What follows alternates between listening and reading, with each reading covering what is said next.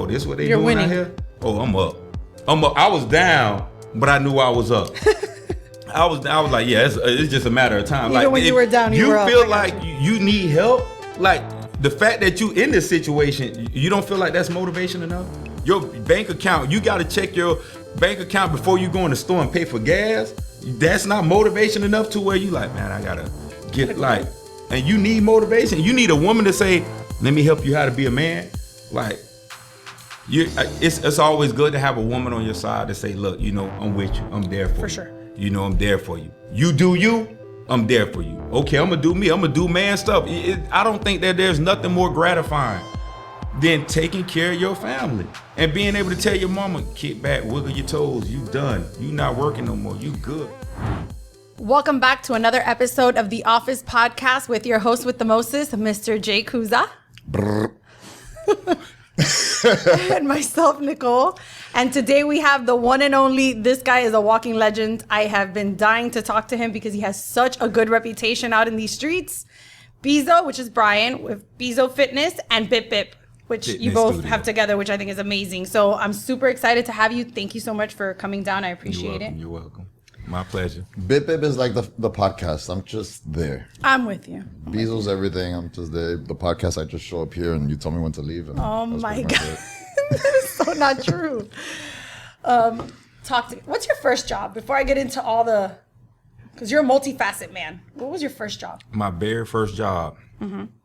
I was, I don't even remember how old I was, but I was on probation. And my probation officer did like the fact that I didn't have a job. And she said, you know what? I got a connection at Winn-Dixie and you're going to have a job. And I was like, well, okay, whatever. And then next thing I know, the next week, I was working at Winn-Dixie. And I didn't really do much. I just kind of wooed my way around there. I didn't have any job skills. Everybody liked me. So you had never had a job and you were already on probation? Yeah, because I was in the streets. I had got in trouble for selling drugs. So what age is this? I'll say 16, 17. You're already on probation at that age? Yeah. And so everybody kind of liked me there. And by this time I had got adjudicated. So I was already working at the Winn-Dixie. So I was like 18-ish. And everybody liked me. So I really just came in there, you know what I'm saying? To kind of, you know, shimmied my way around and they clocked out. Shimmied my way around. And that's what I did. So you didn't do a lot there? No. I probably worked at every single department there. Because you didn't want to do a lot, or streets were calling? Yeah, I had another job. That was that was the kind of appeasing job to keep her off my back. But got it. Did you ever have a job after that? No.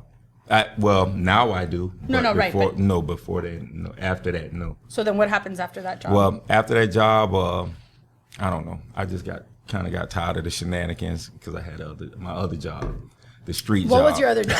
The street job, which was hustling, and I was still dibbing and dabbing in the street, you know, selling narcotics. And it was just, I can't keep a schedule. How long did you sell narcotics until? From the age of 14 all the way up until 22. Wow. And I turned 23 in county jail, and I had caught my federal case then, and I didn't see the streets again from like 99 all the way up until 2014. Wow. July 20th when I came home. Wow. Yeah. Wow. Yeah. Okay, so tell me. Okay, hold on. So 15 years. So, is it safe to say that you're like you're a legend at Coleman? I heard there's like a big picture. There's like a big painting of you. Yeah, but it was more so because of there's a painting. Yeah, it was so. I think men only respect other men. So these guys are other bosses. They're not. I would say 60% of the guys in feds, not all of them. Some of them just got caught up. They was just in the way. Some of them talk their way in the federal cases, but 60% of these guys are bosses. They're money makers. So they're not going to just respect anybody, you know? So right. You have to learn a level of respect for yourself, people skills. You got to be genuine because these guys are street guys. So they see through the BS. And my only thing was, I would say, I wouldn't dare say I was a legend or anything like that, but I would say I was a little bit of cohesion in a bigger picture. I was a conduit or a catalyst that prison is divided by races. Mm-hmm. So it's, and it even get down to Cubans, Dominicans, Puerto Rico. Before you come there, you think, blacks and whites, all Spanish people, they know each other. No. It's not like that. And the same thing even with blacks and whites and so forth. So it's segregated. But fitness brought everybody together because I didn't allow that.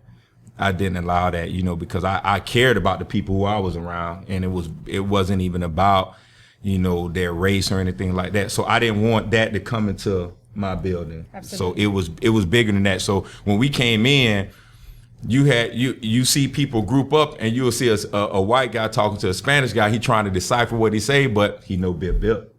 He know what that means. Bip, bip, bip, bip. Yeah. Spanish guys that didn't know, they were saying beep, beep, because the I. So they say beep, beep, and they be like, bip, bip, So it brought everybody together because you only have a limited time in between the moves. So I can't say, hey, Jason, you going to the rec yard? Because guess what? It's 30 other Jasons in the 2,000 unit. You were 2,000 inmates on the one compound. So you say bip, bip, bip, bip. You get it. So what made you start working out there? What led you? Because I heard that you had books. I heard that you were giving out free knowledge to anybody who was asking for it. Okay, so what happened was these guys, all the typical prison guys, they don't know they lift things up and push things down. So, so it was just like they had these prison workouts. So, but I wanted to, just natural curiosity. You want to understand. People love to learn. Everybody loves to learn. And I was like, okay, why are we doing this? And I couldn't do push-ups and pull-ups. I couldn't. I was so skinny. I was like, man, and I always played sports and different things like that, but not, and I take that back. I could, but not at the capacity they were doing it at. And I was like, okay, well, how did you get to this point? Oh, you just come out here and do it every day. I was like, nah, it got to be more to it. It got to be more to it. You just can't tell me just to jump up on the bar and we just doing this every day and just, what is this muscle called? Your back.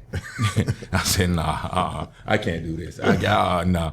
So I started to learn. I started to educate myself. And then the book led to people asking me questions. They were like, well, give me something to help me. So I created little pamphlets, while I was in there. And that wasn't enough. Then people came up, well, you should do a book. And and everything just grew from there. You should train a workout class because it started out with 2, 3, 4, 5, and then everybody has strings attached. They tell this person, hey man, come work out with me and Beezo, and and it grows from there. How many guys do you think worked out? About easy 300 to 600. We rotated between. We used to do our. No, he's talking about at a time. 300 guys in one room? At a time, but yeah. I think she means from the time you got there to the time you left. Oh my passed through there. I couldn't even quantify. Thousands. I couldn't even put a number on it. I get so many DMs and messages from guys just that's like, man, I appreciate you, big bro, a little bro, whatever. I wanted to be whatever I needed to be for them, for people who I genuinely cared about. If it was a little brother, a big brother, an uncle, a father figure, whatever. Did you, when you were in prison, did you ever look at the time that you were there for, what's the grind for? No, it was the best thing that ever happened to me. Really? Prison was the best thing ever happened to me. Okay, tell me the why. Because when I was doing what I was doing out there in the streets, what only thing was going to stop me was death or prison. I enjoyed doing it. I was making a lot of money doing it. I reaped the benefits of it. I made and carved my lane in it, And so it's like, yeah, I hold no bars. I really enjoyed it. He enjoyed it. I did. So you would have not stopped. You don't think that? I'm not. It was nothing. Everybody has this, this fictitious, this thing that they say, oh, if I would have had that money, I would have did. No, you wouldn't have. You're making that money, and as quick as you can count it, you're doing multiple things because there's always something more you like. There's always something more you can buy. And people say, oh, you get to a point where you can. No, you don't. No, you don't. That's why you see these entertainers with 30, 40 cars. You're like, why Jay Leno got an airplane hangar? Because he can. Because he can. When people say Warren Buffett is frugal. He wears the same watch and he only keeps two. Yeah, but did he tell you he spent like $5.5 billion on private jets? Did he tell you that? He didn't tell you that part. Everybody has a vice, and the more you make, you indulge in that vice. And men, the difference between men and reckless boys who have the financial resources, reckless boys overindulge in everything, every single thing, everybody, women, everything is their vice. Men pick and choose. Everything comes after their responsibility. Once the bill's paid, I want another fishing pole. Once the bills are paid, now I'm gonna get me that car. So you feel that was the best thing that happened to you? You would have never stopped. Never stop. Did you have children when you went in? Yeah. How many? 2. From the same woman? No. And people always say, well, and that's why I hate when people use different excuses why they told you. Well, you had those same excuses when you were there. And it also, it puts that's why I say it was the best thing that happened to me, because it put everything in a proper perspective. People always say, oh, I love my kids. No, you don't. You love them to a degree, and you compensate, and you compensate for the things that you should be doing by buying them a lot of things, which I did. Because guess what? When you really love something or somebody, you never want to be taken away from that. And I had to come to the realization, man, I really didn't love my daughters as much as I said I did. I said I did, and I bought them everything, and I wanted to be the typical, I buy my kids everything, because you know why? I wasn't doing what I couldn't stop doing what I really loved doing, and that was being in the damn streets. That was a hard pill for me to hear. Yeah, and prison made me step back out of the fog, and I was like, man, look at this. Look, I was ashamed of some of the stuff I did. Absolutely. People say they tear down their environment and stuff. You really are tearing down your environment. These people you say, oh, I love and I care about my hood. No, you don't. For one, you don't own anything in your hood. 2, you sell to everybody you claim you love in your hood. 3, the people that you should be taking care of and trying to retract yourself from that environment for, you're not doing that. You're just buying more stuff and re-ing up, and that's all you're doing. It's just a never ending cycle. So even the stuff because you don't even love yourself. You don't even know how to identify that. You can, it's hard for you to even gauge and put a barometer on things that really matter. So you learned self-love in prison? Well, yeah, I did. The realization and a real self-love, because self-love is serving. That's why people say, oh, like when people say, oh, the game is to be sold, and I told, I know you selfish, I know you don't love yourself, you self-centered, you don't care about nobody but yourself. You know what I'm saying? Because guess what? Every good gift and every perfect presence came from above. You didn't create Beezo. You didn't create Jay. You didn't create this. You know what I'm saying? This was a gift that was bestowed upon you. Sometimes people can go through life and they find their gift and be like, this is what I meant to do. Because it was a gift that was given to you. Absolutely. So now that when you hone in on that gift, now guess what you can be? You can be the best. Now you can refine that gift that was given to you, but you didn't give yourself that gift. So don't act like, oh, I created this. You know you didn't. You was given that. So guess what you need to do? You can give it to somebody else. Because, and even if you give somebody the recipe, they don't have your sauce. At the end of it, I might serve. I don't like to eat off paper plates, so I'm gonna serve mine on my square ceramic plate. I like to eat with this fork, my salad fork. I do my thing a certain way. So guess what? Your way and my way is 2 different things. Some people gonna like Beezo, some people gonna love them, some people not gonna like them, some people gonna love you, and we could be doing the exact same thing. So you can give people the game. You look, man, this is what you need to be doing. This is what you try to do. And one thing I always tell people, no matter what it is you do, you got to educate yourself on it, because everybody's good at the apex of your whatever it is you're doing. The people that are at the top that you's like, man, this is what I gotta be. Everybody's good up there.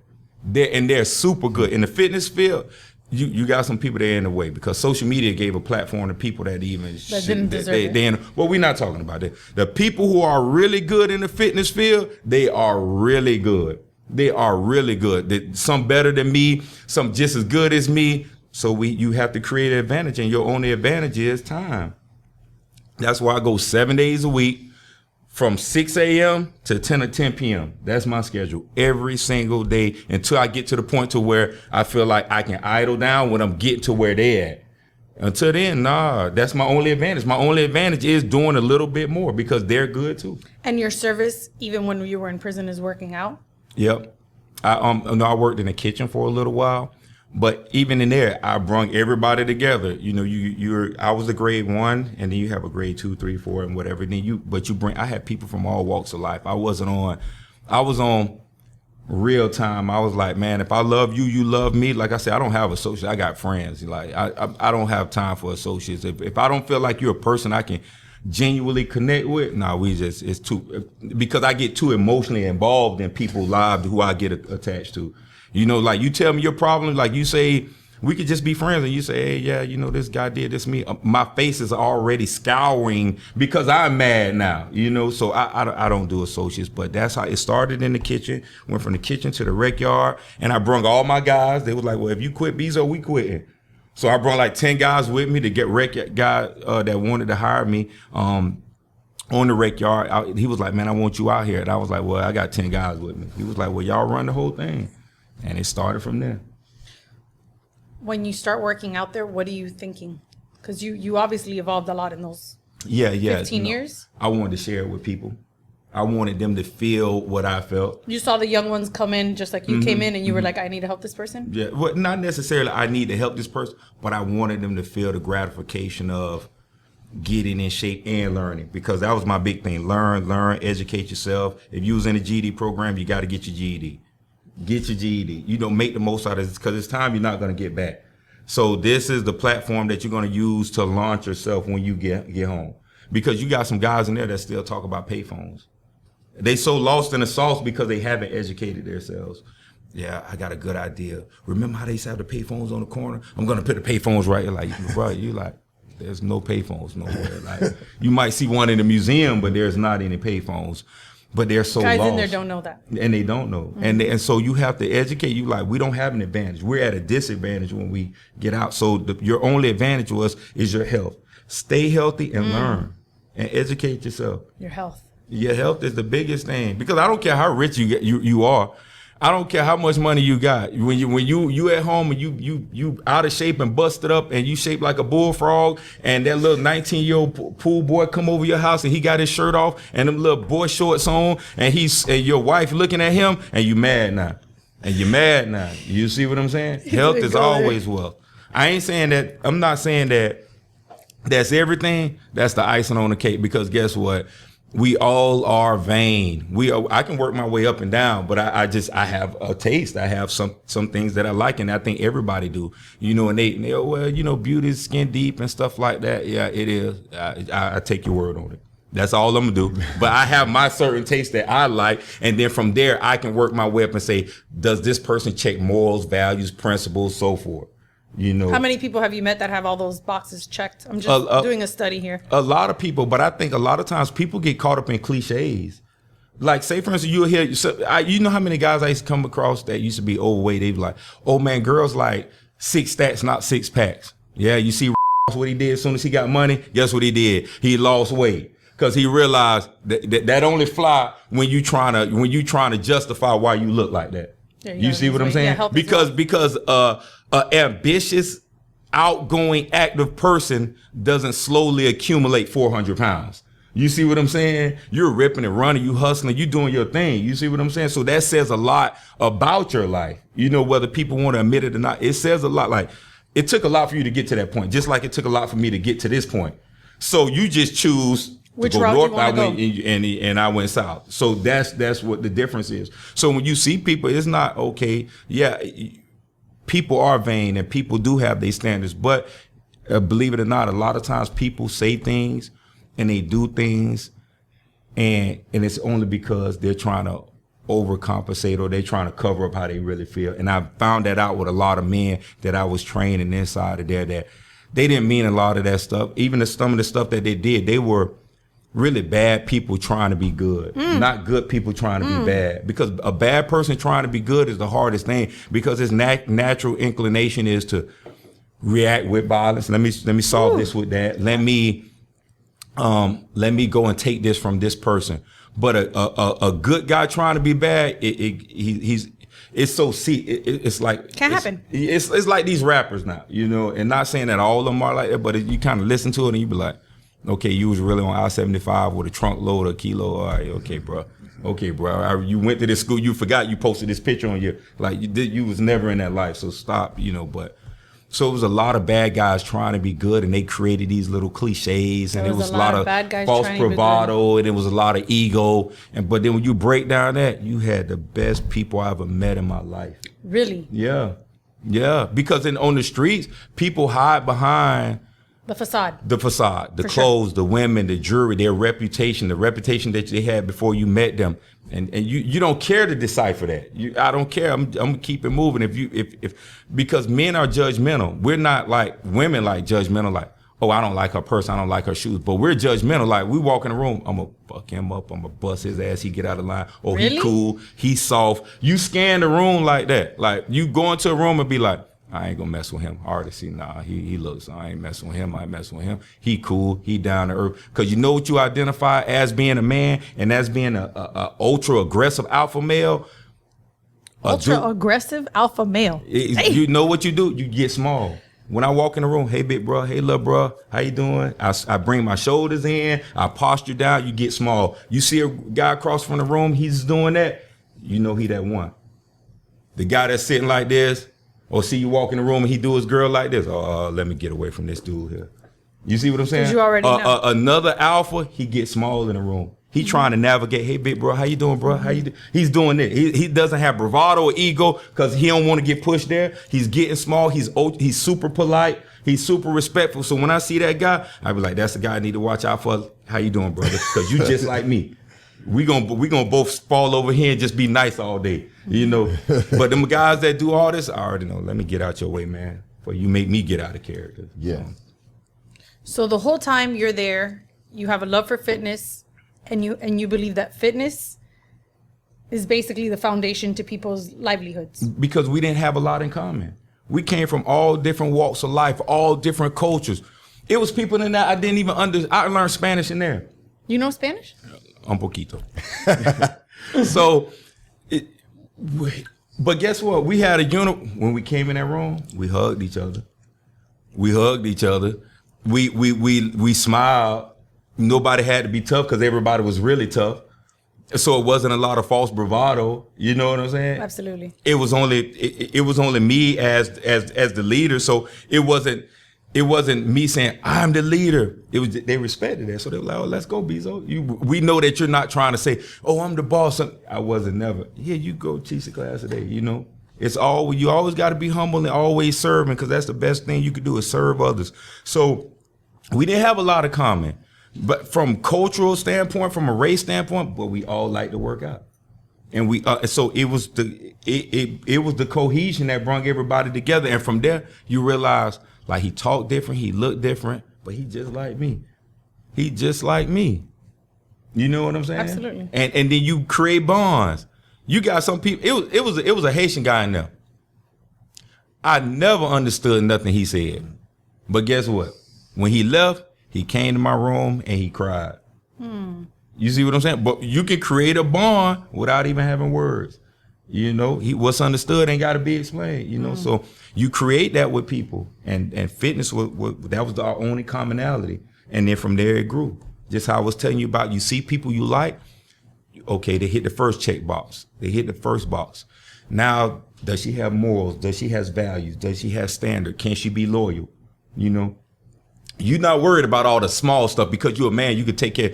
Can she cook? Can she? I ain't worried about that. Those are perks if she can, but I can cook and clean myself, and I'm perfectly fine with eating steak, but I can also eat ramen noodles too. So I'm perfectly fine with that. So I don't need you to come in here and cook and clean because I'm not a dirty person. So those are the least. Are you loyal? Or do you have morals and values and ethics and principles? The important stuff. Do you rate all people you meet that way? Everybody. Is that from a prison experience or is that just a life experience? That's just in life. Because like I said, I get attached to people who I have in my life, so I don't have associates. You know, I don't know how people juggle. I don't know how people juggle that, like, or they just associate. Now, if I work with you, you know, I might keep it just as that, you know, or whatever the case may be. But even then, I'm gonna like, man, nah, that's my friend. Don't talk to her like that. You know, don't do that. You know, so you're either my friend or you're not. And if I feel like you're somebody that I can't be your friend based on, man, you steal, or you beat women, or you do this to little kids, or you like this. Nah, we can't be associates. We can't be friends. We can't be anything. Nah. Let me ask you, when you're in there, do you think I'm going to have Beezo Fitness, I'm going to have Bip Bip? Like, do you envision that in there? Towards the end, but not really. My only thing was get out there, and I'll figure it out. But start out with the personal training, start out with this, and and then it'll grow from there. And I'll figure out what I wanted to do. And then once I was like, I told Jay, I was like, Jay, I'm going to do this supplement. Why Jay? You got so many people That's my prison. brother, right? That's my I know, but dog. I'm just, because Jay like me. Jay like me. He walks that walk and talks that talk. Yeah. Jay like me. Jay a hustler. Jay's just like me. He like a Spanish me. Yeah, he like a Spanish me. You know what I'm saying? If his chin was a little longer, that'd be like that's Jay-zo. But Jay like me though, man. So when me and Jay went to talking, and then one day I was leaving, he was like, "Let's do it," because he didn't say anything then. Like when I was talking about it, actually I didn't even like present it to him like that. I was just talking about it, and in general conversation. 99centdiet.com. Yeah. Me and Jay did a lot of stuff together. We were going to do peanuts. Remember, we was going to do peanuts. We was going to do what fitness kind of peanuts? Like real peanuts. Jay had Jay know everybody. So he knew a guy that had a peanut farm, and we was going to do fitness peanuts. What? So we were eating peanuts every day? Yeah. So we were going to do our own brand of peanuts. So wait, how do you two, because I think it's really important to discuss men, two alpha males, having a business together. How does that work? It's easy because, when people say, oh, we argue, we do that. No, I care more about Jay feelings than my ego. So whatever, you're right. I'm not willing to throw away a relationship because on anything, anybody who I build a relationship with, I'm taking the high road until you cross a real line. Right. Small stuff, you want it to, yeah. I don't care. I care more. I value more about the relationships because I took time to build that relationship. So if you had to give advice to somebody who was 25 wanting to build a business with their friend, what would your advice be? Because there's a lot of connotation that men feel, and I say this just from things I've heard. It's not, I don't know how many feel this way, but a lot of guys are like, I would never go into business with another guy. I don't want a partnership. Oh, my dad didn't believe in partnerships, and I hear that. And I always think to myself, some of the best businesses I've seen have beautiful, beautiful partnerships. So what would your advice be to? Well, a lot of times those guys that be around people, that's that thing what I was saying about associate. Those aren't their real friends. Those aren't their real friends. Those are the same friends that talk to their girls. Those are the same friends that when they get in the room, they cracking the jokes on them. They're not real friends. I don't even think that most men know how to identify a real friend. That's deep. So until most men know how to identify having a real friend, not a social, not people they kick with, not just people they go to school with, because people think time makes a friend. Like people say, oh, well, I've been with this person. Man, sometimes you can have too much of a history to have a future. So sometimes you need to leave that where it's at. Just because we went to school together don't make us cool. Absolutely. We went to school together because we both fell into this district. So we had to go to school together. We were both poor, right? So we went to. I think some of the biggest issues that I've seen is that people think we move together in life and we have to stick together. And I think that really prevents people from evolving. It do. Because I see people, old friends, and I see them, and it's the worst thing I ever did was like follow some of them back. And I'd be like, bro, you just really did a whole TikTok dance. You just really did a whole TikTok dance at 50. Or just some of the stuff they say, or some of the stuff they do. Like, bro, you still in the 90s. Love Fitbit pre-workout. Doesn't give me the jitters, gets me going for my workout, and keeps me going all the way to the end. I definitely recommend it. Reach for Bip Bip. You are still in the 90s. But don't you think that's a lot of people nowadays that get stuck in eras? Yeah, I think so too. But that's why you gotta create. People gotta learn when to separate themselves from that. So when you guys decided to do, you guys have never had a fight? You guys have never had a fight? Nah. Jason have his spats, but it's a one-way spat. Right, I got you. Yeah. That phone might be stay quiet. Stay quiet and just let it pass. You know why? Absolutely. Because like I said, men got egos. I know. We got pride. We got stuff like that. And your real friends are never ever gonna cross a line 100%. and belittle you. 100%. You see what I'm saying? 100%. See me, I take the high road on stuff. I just don't give nobody else outside of my friends pass. Right. Like I'm like 90. No, I'm gonna like, come for you. Press Yeah. The pedal like you did your hit. What that mean? What did that mean, bro? Like, you see what I'm saying? I don't give nobody else past my friends because I know they're not coming from a place of Malice. disrespect, Absolutely. malice, hatred, or animosity no, or no. anything like that. You see what I'm saying? Absolutely. So I know it's not coming from that. So I just reach, okay, whatever. You can have that. You know what I'm saying? I don't care. You know what I'm saying? Because at the end of the day, the relationship mean more to me. You see what I'm saying? So whatever. All right. Why'd you choose Beezo? I didn't choose Beezo, really. Beezo chose me. He told me later on.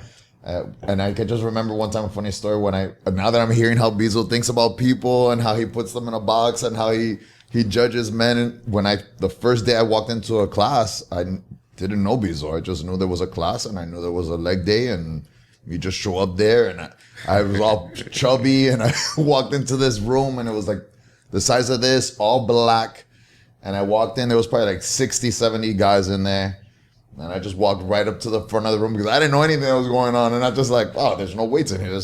What are we going to do? You know, I'm used to doing only weights. That's all I knew. So I went right up to the room and I stood right next to Beezo and I was like, all right, let's do this. And Beezo was like, okay, you ready for this? And I was like, yeah, let's do it. 5 minutes into that, I was like, this drenched. 5 minutes. And I'm in my head, I'm thinking, oh my God, this is an hour. And I was only 5 minutes and I was dying, but I wasn't going to quit. I was just going to keep going. And you could tell the room went from the least fit guy in the back to the most fit guy in the front. So the guys that were in the front were jacked. Everybody was jacked, ripped. It looked like 300, the movie. You know the movie 300 where everybody's like that, like soldiers? That's what it looked like in there. And I just walked up right to the front. It was all good. And I just started training and and Beezo took me under his wing and he invited me to his workouts. And I started going over there and he did a lot for me and I really appreciated it. And I knew he was very smart. I saw the books. Beezo wrote books. And then my nutritional plan that he wrote for me was the most professional fitness program I've ever seen in my life. Yeah, because you come from carbs, none after PM. None at the PM. And when I saw the first diet he wrote me said carbs at night. It had like white rice at night. You were like what? The anti, don't do this in the fitness world, you know, don't eat carbs at night. And I'm looking at this and I'm like, damn, he wants me to eat carbs at night? I'm never going to get skinny like this. So the first thing I thought in my head was like, I better eat this shit because if I don't eat this, he's going to boot me out of the class. And sure enough, I just ate exactly what was on the paper, measured at the times. I didn't question it. Sure enough, 6 weeks later, when we went to do the measurements, I had lost a bunch of weight. I was my trajectory was heading down. And I just continued staying on that plan. And when you have faith in somebody and you trust them, you know that you could, really do what they ask you to do. And part of a partnership is realizing that you have to maybe, like he says, ego, compromise, and say, hey, this is what this person's good at. Let them take the lead on these things because and I think a lot of times with some people, they have an issue with that, which is what I see in most partnerships, that some people don't like letting other people take the lead in the things that they're good at. Let them be good at that. You do what you're good at and let each other work. So I have my rants and he just listens. And then when I'm done, he didn't say anything and then I just feel like an idiot. And the next day I wake up and it's just like nothing ever happened and we just keep on going. You know how many times I quit? I quit like 50 times. And then he's just like, yeah, well, I'm going to keep going. That's what he always says at the end. Well, I'm just going to keep going. And then I'm like, damn, this fucker. And then the next morning I wake up and I'm like, and then I'm working twice as hard the next day, you know? So I think that compromise. And I was curious about what you were saying because I wanted to get your view on this. You had said, I think for you, business. When you hear someone say it's business, not personal, what comes to mind? I think it is personal because if you create a business, this got to be something you love. It got to be something you believe in because there's too many hiccups in the game to not believe or have faith or love what it is you're doing. Because just saying I'm going to create a business, and you don't believe in it, you just say I'm just going to throw my money in there. You know what I'm saying? It's too many unforeseens. Nothing is 100%. Absolutely. And if it's not personal for you, because it's personal, because I'm not taking any losses. I took a 14-year, 2-month loss. I'm not taking no more losses. So I'm all in with it. Once I put 2 feet on it, I'm all in with it. So it's always going to be personal, so, but in hindsight, when people say, if they're doing business outside of their business, like me and Jason business, and then we say, for instance, we merge with this other company, right?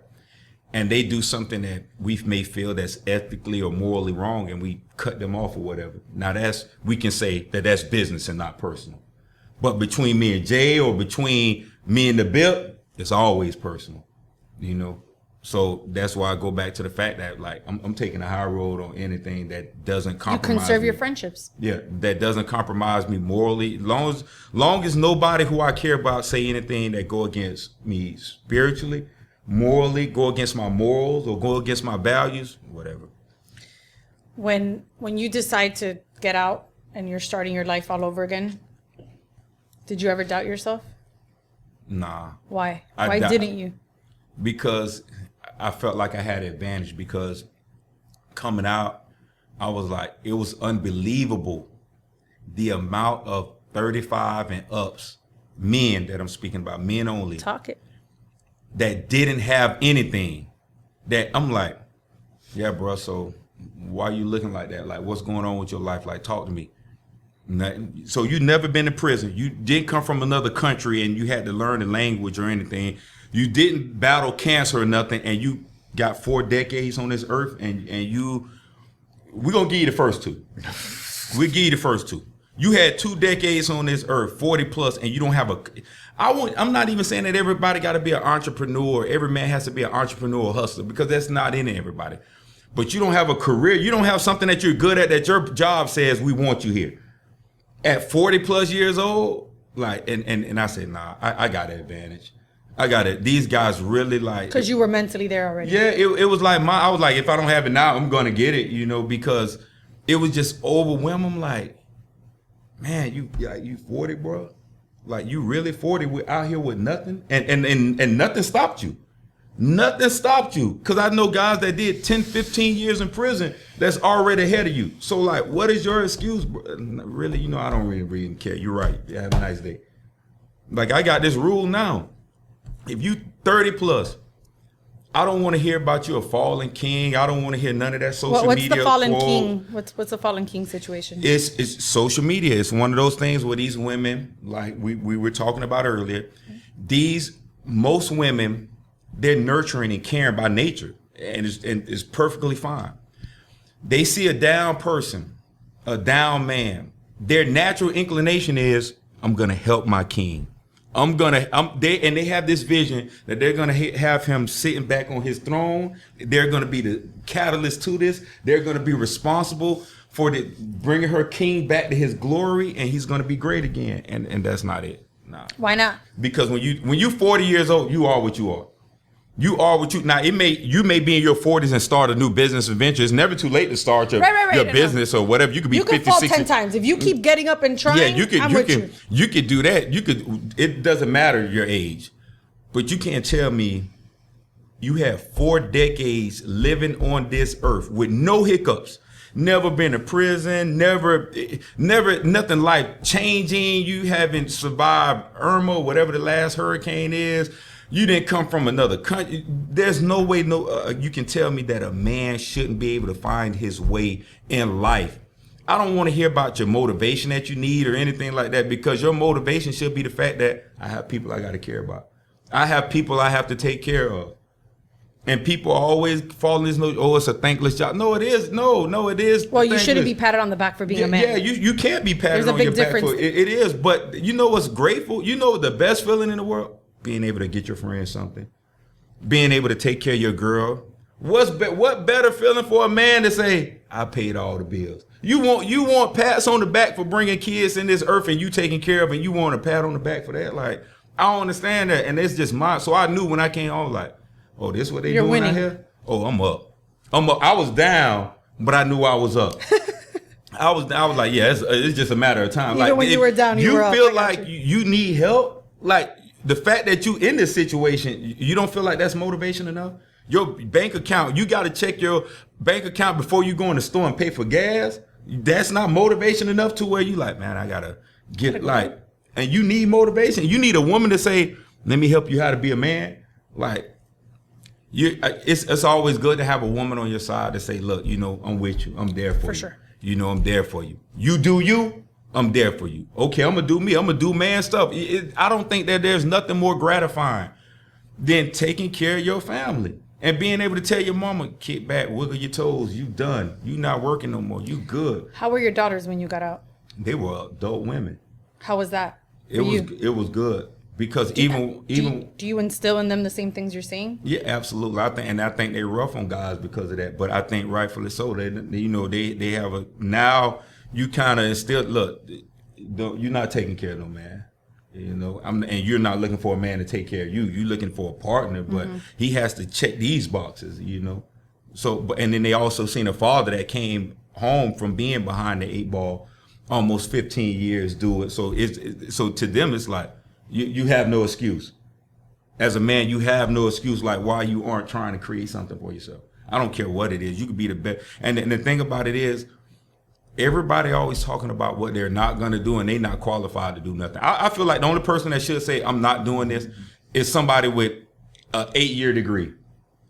You should say, I just wasted 8 years of my life going to college. I'm not flipping burgers. I'm not doing that. But everybody has too much. Me, as a hustler, as a man, I don't care if I got to work at Burger King. I don't care if I got to dump. I'm feeding my family.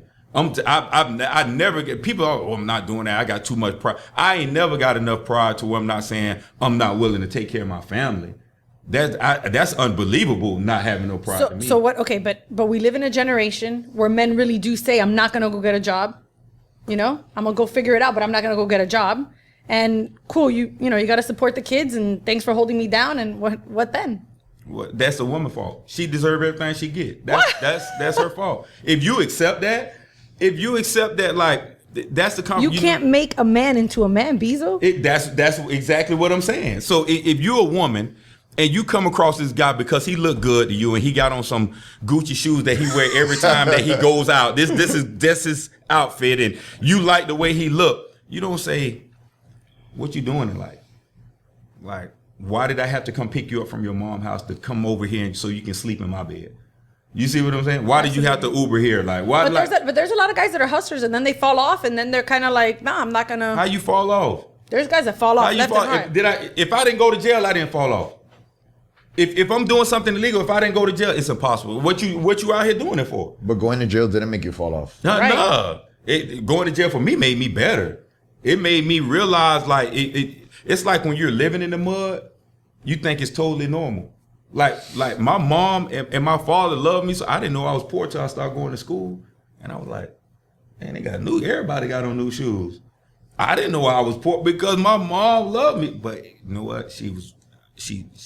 My mom was real educated. My mom went to college, and so she instilled that in me. I was super, super smart during school. And I didn't want to let her down, so I was like an all AB student through school. You didn't want to let her down. Yeah, because I cared more about her feelings. So I didn't want to do anything to kind of, I never, all through school. So, but I think, like I said, I think that's women's fault because they so quick to sleep with somebody instead of asking the real questions like, I think what a combination of what you're saying and what he's saying is you have a hustler or someone that's potentially a hustler, they fall off, but they've never been through any kind of adversity before. So the first time they fall into some adversity where they fall off, where they gotta go get it, didn't work, and they have to reinvent themselves, which is something I want to talk about. Oh yeah. They can't, and then they just give up because the first chance, if they would have gone to prison, they'd be done. They'd be cooked. It's too much from the mental. From that perspective, yeah. Now, if seeing the question from that standpoint. Yeah, because when you have, that's what evolving is. You know what Darwin said? Darwin said that learning is a survival technique in an ever-changing environment. You have to constantly learn in that. Why you think you see rappers like old school rappers still trying to rap like, man, it's 2023. People don't rap like that anymore. They don't do that. So that's why you're not selling albums. You have to adapt. You have to adapt to your audience. You have to keep growing. You have to keep evolving. So just like Jay said, sometimes you do hit hiccups in whatever business that you're doing, and if you can't adjust to it, you will, and that will define you. That's what defines your character. That will define you because a lot of people can't. Because I've seen people fall off that had it and they couldn't bounce back. Do you think a lot of it has to do with the friends they keep? Because I'm sure that, you guys understanding, like, men have to keep a certain amount of good men around them. Because some guys will listen, no? No, they do. They do, especially for people like me. I don't think everybody need that. Me, because sometimes I'll see things my way and that's it. Tunnel vision. Yeah, and that's it. It's a leadership skill. So sometimes you got people like Bert. You got people like this. Shout out Bert. This what Jay do. But see, We gotta Jay, put Bert's grandma on the podcast. This what Jay do. Jay has an indirect way of Telling you something. approaching me. Jay will say, "Hey, somebody told me this, and I think this may be a good idea." You see what I'm saying? To lessen it when he delivers it to me, just in case I don't think. But that's because he don't want to come across as a friend in any type of other way. Then, look, Beezo, I think we should do this. You see what I'm saying? Yeah, it's a respect level. And so you need people around you to address you different ways. Absolutely. To kind of get a message across, because I might not be receptive, but because he know me, Beezo will be more receptive if I tell him like this. How about if He don't think I know he know to do this, but when he do that, I be like, you're right. How about if either of you guys got with a girl that didn't like the other?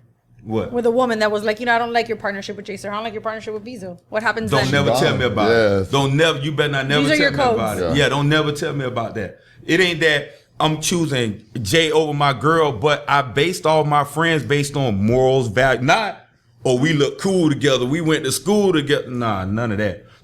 If I tell you because you're my girl. Because a lot of friendships are ruined because of women. That's why I asked if I tell you and you're my girl, and I tell you and you know me, and I tell you my friends I based off morals, values, the hustle, because I don't, and it's just biased to me. I don't respect no man that's not out there getting it. I don't care what construction you think God putting you up under. I don't care about that. I don't respect. We're not even going to talk. You know what I'm saying? And that alone a ruin of just. I can know somebody who got friends or in a relationship with somebody like that. I'm like, what's wrong with you then? But nah. They gotta respect Jay, because if you know me, you know that's my friend. That's not my friend just by we were cool together. You see, Absolutely. It's a lot deeper than that. Yeah, you can't hear the stories and come with that, because you'd have to know you're Absolutely. gonna get the boo. That would be somebody who's brand new. And how about money? Have you guys ever, does money motivate does money ever make a distinction in your friendship? Because there's a lot of people that have businesses with people and money becomes a big issue. Money is the biggest. We love what we do. Yeah. We love it. And then the thing with Jay, money would never come across you guys. It's not a money thing. It's not It's a money passion. thing. It's friendship. It's deeper You love what than you're that. doing. Money is going to be maybe the fruit of the tree that will happen. There's no amount of money to be there's placed on no it. deadline saying, there's money this day. We don't know. There can never be. There might never be money. It doesn't matter. We do it anyways because we love it. We wake up and we do it and we love it. And if anybody's doing something that they don't love, they shouldn't be doing it. For the first few years, we didn't make anything. We came out of our pockets with every single thing. But when you with somebody who, like I say, people picking their friends, picking their business partners, they pick them for the wrong reasons. When you with somebody who they never want you to take a loss, and just like you never want them to take a loss. You see what I'm saying? So, hey, look, whatever we do, we're just gonna keep pushing forward, and because I want to win not just for myself but for Jay, and vice versa. You see what I'm saying? Absolutely, I see it in both of you. And Bert, and like Bert isn't a signed business partner, but guess what? From the time I drew a sketch on a piece of paper and said, "Look, Bert, I'm gonna do this," Bert was like, "Yeah," because people like me, you can't never tell me no or anything like that, or nah, that's not a good idea, unless you're doing that. Did people ever tell you this is a bad idea? You shouldn't do this? No, you don't have those people around you. Because if I couldn't even imagine somebody telling me that something I'm about to do isn't a good idea unless you're doing it. So my friends, that's what they do. They're going to support you. Absolutely. So having a strong support system. Absolutely. Where do you say that ranks in the things that are important to you? Probably maybe third or fourth. What? Tell me the order of these rules that you got, because you seem like a guy that has a lot of rules. What? And I love it. I love it. First Will of you all, call them rules? I think it's more way of so life. it's like your principles. Like this is something that you should live by. One, it should be your own self belief. You like because and getting over humps in your life creates some. Every time you go through any type of struggle, it emboldens you. You know, it gives you more courage to face it because I'll figure it out. Me and Jay never did a supplement company. We worked out. We never had a supplement company. But guess what we're going to do? We're hustlers. We're going to figure it out. And we figured it out as we went. Now we have a complete supplement line, apparel, and we have. This is delicious. Yeah, we know. In love. We know. In love. We know. Every time I come up, I drink it. You should write a book about that, or the principles. And I then- think that'll be a good book. Yeah. Absolutely, Beezo. Absolutely Are you simple. kidding me? Huh? And one last thing I wanted to ask you, because I don't know if you realized your evolution now, because I didn't know a lot of the stuff that we're talking about now, but you have a huge evolution in entrepreneurship from the streets, Winn-Dixie, prison, 99centdiet.com, the fitness equipment. Oh goodness, we did so many. He had a book that was like That I this. had- It was like this. We sat down for a meeting in there. Pending it was patents. Like, man, it was a thing like this. He's like, okay, I got all these ideas on this fitness equipment. I was like, all right, let me see this. So I opened up this book. It was thick, and the drawings were perfect, and it was all fitness equipment that you could tuck basically under your bed, and the ideas were great. So we went from that to 99centdiet.com. So this evolution that's taking you to where you are now with Bibit Nutrition, Bibit Fitness Studio. Talk about that journey and what you would say to somebody who encounters these obstacles, because every single one of these stops that you made had a major setback and you still pass it.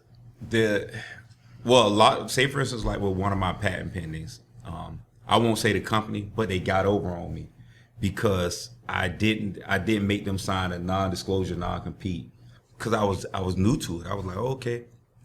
And what they did was they bought the product and shelved it. They was like, oh, you'll make this much, this percentage off the sale. But that percentage off nothing is nothing. So the only money that I got was the upfront money, and they was like, okay, bye-bye. Talk to you later. They just bought me out of the way so I won't sell it to a competitor just in case it is a good idea. And I was like, oh, and that Denzel You only got me voice, one time. You got me. But it wasn't discouraging to me. It was like, that's why you need to learn more about business. They just did what they did. To me, it wasn't even like, oh man, that's why they did me like that. It was so bad. It was like, you need to learn more. You need to educate you more. You educate yourself more. That's what you get. Because you shouldn't have went in there and not knowing everything you need to know about business and approaching these people. But all that stuff, because I've seen people win, and when you look at numbers of these companies, billions, you're like, I can get me a piece of that. Absolutely. I can get me. So that's where that came from. Like, oh no, I can get a piece of this. They're gonna have to share some of this. They can't just get 45. There's the fitness industry alone is almost set to make almost like $50 billion this year. I want my piece. One way or another, I want a piece. I'm leaving here with something. Yeah, I'm leaving. Y'all not finna get it all. No. So I love keep it. learning. Keep learning. Educate yourself. That's the only advantage you got. Time and educating yourself, because you can't just keep going and doing something over and over and not saying, man, I have to know what these people know. Educate yourself on business, on everything it is what you do. Whatever it is you do, you're supposed to make it look easy. You're supposed to make it look effortlessly. That means you're putting in time. I could tell people who faking on the gram. When I see certain stuff they doing, I'm like, okay, that ain't what you did. You did that for the gram. It regards in fitness people. Then there's some people I'll be like, man, that guy's strong. I saw something where a guy was standing on 2 bars with the hands and he had the bar in the back. Yeah. Is there some benefit to that? The thing about it is, I like that guy. He's naturally really, really strong, but that's idiocy. That's just like, what are you doing? No fitness benefit. No fitness benefit, and you're in all in the and it's a quote in the Bible, and it speaks about people that look for, hey, look at me. It says all your glory, all the attention. You're only going to get that. You're not going to get anything else. When you do stuff like that, guess what? You're going to get a bunch of likes, a bunch of mentions, a bunch of shares, but no reputable company is going to ever attach their product to anything like that. So you did that, you're super popular, and you wonder why you don't have any sponsors. You see what I'm saying? You're doing it for sponsors. You're doing it trying to say, hey, look at me. But you, in the same token, you just killed yourself. You got a gazillion likes and shares, but not one sponsor saying, "Hey, take the BIP energy drink, and we would love to have you." Nah, not attached to that. Not attached to that. We've spent years building our reputation. We love you. I might even like some of it. But that's it for you, brother. That's it. You heard it here, guys. Beezo Fitness. Keep learning. You don't just get on the pull-up bar just to raise yourself up. There's more to it than that. Learn, evolve. Follow this man on the gram. We're working on getting him to share some of these this knowledge on the gram more and more. There's a lot to him. There's a lot he has to say. He gets shy. I think he doesn't want to share it. I don't know. He just wants to show his six-pack. But we're going to get him to talk to us more on the gram because there's a lot you can learn from him. Knowledge is key. It's free. He doesn't charge for this. He does it because he wants you to learn. He wants you to do things the right way. It's worked for me. Nicole's constantly saying that. You both look amazing. You both really are a great testament. And even how you guys both live your life. I mean, I'm sure you guys get a lot of women. They get a lot of women. At least I can speak for Jay. I personally don't know any women. I'm single. He is single. He is I know single. who they are. Maybe from the gram. No, but I'm saying like you really live that life. You know what I mean? You guys work out. You stay in shape. You do good mentally. I think that's, I have a son. I look at that and I'm like, I want my son to have men to look up to and say that's the way it should be. I think that goes back to what Beezo was saying with principles. Like this is what he does. This is who he is, and he surrounds himself with people that are on the same page so that there's a bond. He can't, I don't think he can bond with a guy that wakes up at 1 PM, goes to BK, he's all a slob, he doesn't know what's going on. I just don't think that there's no respect there, So it doesn't matter. He could be a great guy. He has a lot in common. He got 6 stacks. You get all these things, but at the end of the day, when you fall for things, when guys say things like that, they have to settle for a certain type of woman that's what she wants, It's impressive to her. Yeah. If who's at Rick Ross's level, she has a lot of other. Rick Ross ain't the only guy with just like we have our standards, and just how I said, look, a guy has to, people I surround myself have to, a woman that's doing it in her life, she has those certain boxes that she need to check as well. Mm-hmm. And it goes both ways. And I think when two people meet like that, it works out perfectly. Yeah, I love it. Thank you so much. Appreciate you were you awesome. Time, man. All the time.